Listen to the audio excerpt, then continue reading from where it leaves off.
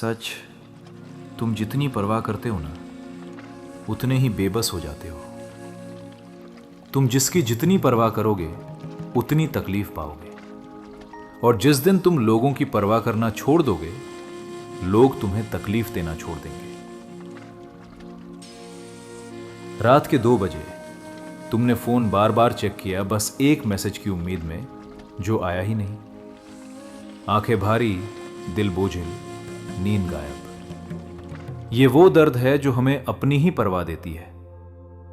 तुम्हें ऐसा लग रहा है ना कि ये बातें सीधे तुम्हारी जिंदगी से निकल रही हैं, क्योंकि यही सच है। बताओ, कितनी बार किसी को अपनी जान से ज्यादा चाहा और बदले में मिली सिर्फ तन्हाई।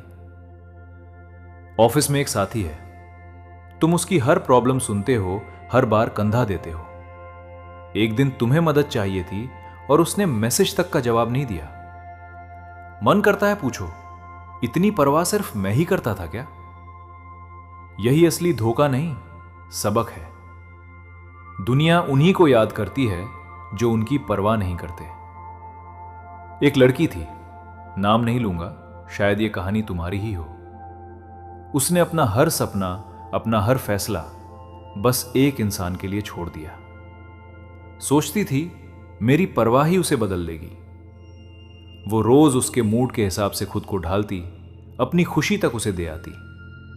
फिर एक दिन उस इंसान ने कहा, तुम बहुत अच्छी हो, पर मैं तुम्हारा बोझ नहीं उठा सकता, और चला गया जैसे कभी कुछ था ही नहीं। उस वक्त उसे पता चला, जितनी परवाह तुम करते हो, उतनी ही तुम्हारी कीमत गिरती है उसकी नजरों में। यह कड़वा है पर सच है। एक और सच्चाई, रिश्ता। तुम हर पल साथ देने की कोशिश करते हो, अपनी पसंद नापसंद भूलकर सिर्फ उसकी खुशी चाहते हो। फिर एक दिन सामने वाला बोलता है, तुम बहुत जरूरतमंद हो, और वो चला जाता है। और तुम सोचते रह जाते हो, प्यार कहां कम कर दिया था मैंने। सच यही है, परवाह करने वाला कमजोर नहीं होता, पर दुनिया उसे कमजोर समझती है। अब सुनो, कृष्ण क्या कहते हैं अर्जुन से। तुम्हारा अधिकार केवल कर्म पर है, फल पर कभी नहीं। यही सूत्र है परवाह का। तुम प्यार करो, अपनी देखभाल करो, लेकिन इस बात की परवाह मत करो कि सामने वाला कैसे जवाब देगा, क्योंकि जिस दिन फल की चिंता छोड़ दोगे, उस दिन दुख खत्म।